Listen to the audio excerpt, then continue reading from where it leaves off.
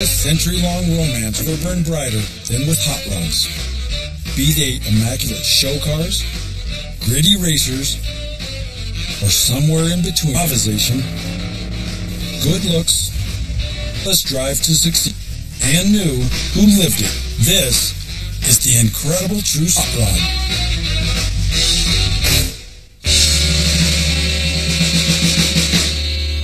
Teams of the golden age of hot rods. Their cars were records at every available venue. SoCal cars were also regularly featured on the cover of Hot Rod magazine. The story of SoCal's decline and rebirth closely mirrors that of hot rodding itself. And it took a legendary car and taking names, one, bringing to an end one of hot rodding's most well-known success stories. But by then, Alex had found a calling behind the camera, seen some of his work, as Alex's old films constitute an invaluable record of the early days of hot rodding, including rare footage of SCTA meets at El Mirage Dry Lake and Mickey Thompson's 400. The car flashes through the timing light. They are recording the fastest time in Bonneville. The challenge changed that sign. Because I did my own editing, was filming, so I almost filmed with the script in mind.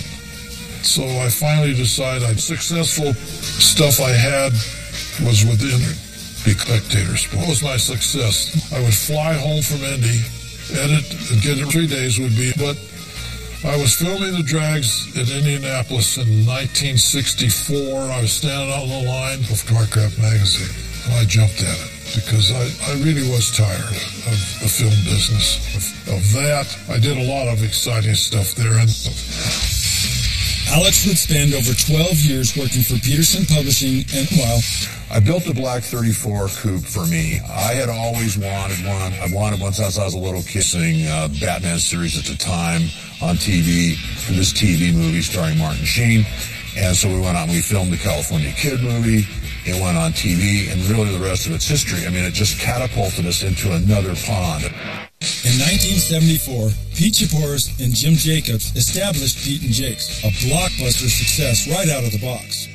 We went from zero to hero just overnight, overdystrophy. Television changed our lives completely. Yeah, overzealous expansion just about killed Pete and Jake's. Doing the California Kid years and doing Pete and Jake's years when he was becoming famous and off-roading, and that was a totally different experience for me. I knew nothing about that. Mickey had to bring me along totally on it. So I was missing the hot rod part in those days. Pete and Alex had never met.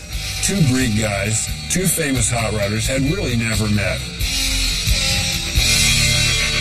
The term barn find entered the vocabulary.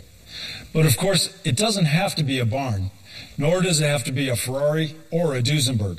In fact, the reborn SoCal Speed Shop, in part, owes its existence to a neglected aluminum aircraft tank in a warehouse in Southern California. Iconic shape, a car that truly performed.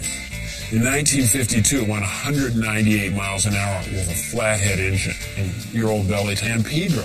And I said, well, we've now restored the Pearson Brothers coupe, so we have a track history, and, our intentions are known. It's not like we're going to buy these. You bring a bag with that.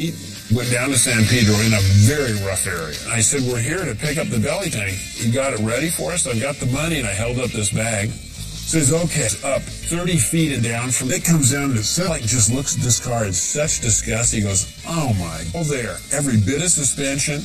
Put it again. Let's take it outside, put the lid back on it. Yeah,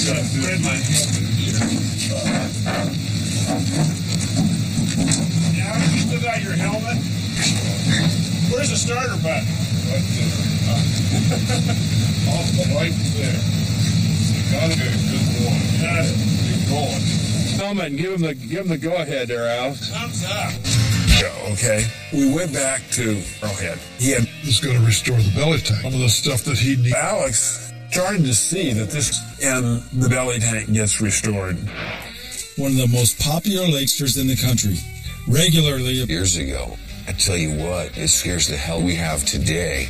And I look at that belly tank and going 198 down the salt. But the SoCal create another. It was that belly tank. It was introducing Pete and Alex, and I had jackets made with the leather sleeve chopping. This kind of got Pete thinking that he wanted to get back into hot rodding. He decided that would be a great name, continue the tradition. I just wonder if Alex has still got that name, if he's still, if it's still registered and all that. So one night, Pete Chaporis calls me.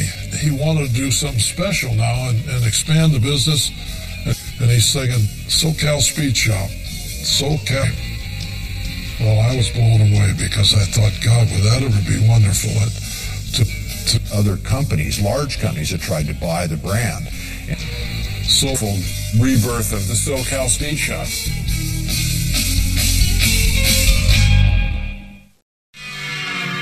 Take the baton to keep hot rodding moving forward.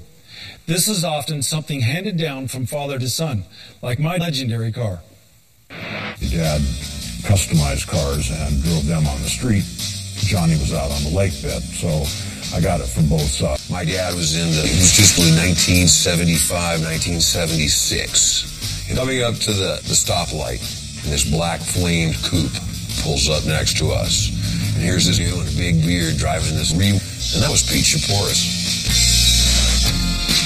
Little could a young Jimmy Shine know that but for Jim... Stories when I was younger, drag racing and those kind of things. What caused me to fall in love with automobiles, and my dad was an old-time hot roddie stuff.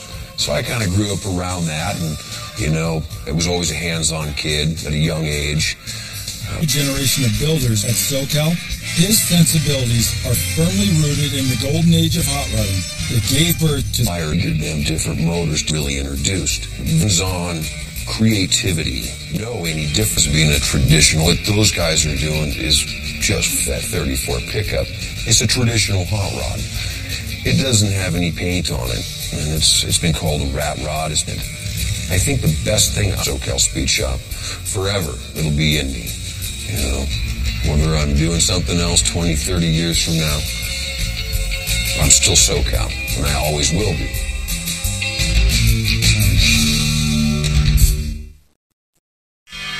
Shop didn't take off until he started speeding in the belly tank. While modern hot rodding is certainly a very different animal than it was in the late 40s and early 50s, competitive success is always an excellent way to publicize the brand. And my first trip ever to Bonneville was in 2002. So got this motor out of the crate and stabbed that in our Roadster, and Tony Thad Model 8 Roadster. We stayed there the rest of the week, and the thing was just turnkey, fun, easy.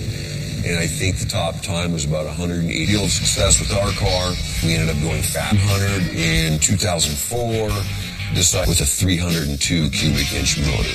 And in 2006, so that qualifies for the record average of 206,454, which gave us the record and also qualified me to be in the 200 mile an hour club, which is huge. 200 mile an hour club, it's been around since 1953. More people have climbed to the top of Mount Here. To Bonneville in a new car, but with the same attitude. Chasing a couple different records. This last October, we took a 215 mile an hour record, bumped it, and established a new one. Was 228 mile an hour guys, not necessarily show car guys. I took miles on 65. All right, Jimmy Shine, good to see you safe. You can't say I don't put on a good show. The SoCal Speed Shop is no mere vanity project a second time. Do is about building the brand. The car building drives the t-shirt sales, and that drives the hard part sales and all of that. Having things diversified makes it a car shop. It would be very t-shirt who can't afford to buy a car and to be part of the fraternity. I think it's great. I'm proud. My car shop, we have wonderful sandpaper, toilet paper, paper towels. Okay, all of the company ought to just shut the car shop down because it's really not making you any money. It ain't about the money. It's about guys like Jimmy Shine and build these cars to pass things on. Pulling on the fact that we've got such a strong reputation. I'm quite privileged. I've been asked to help younger version coming into this. The new SoCal Speed Shop is not only a throwback to the golden age of hot rodding, as a wave of nostalgia has looking into the future, with the guys at SoCal leading the way. I'm Chip Foose. Thanks for watching.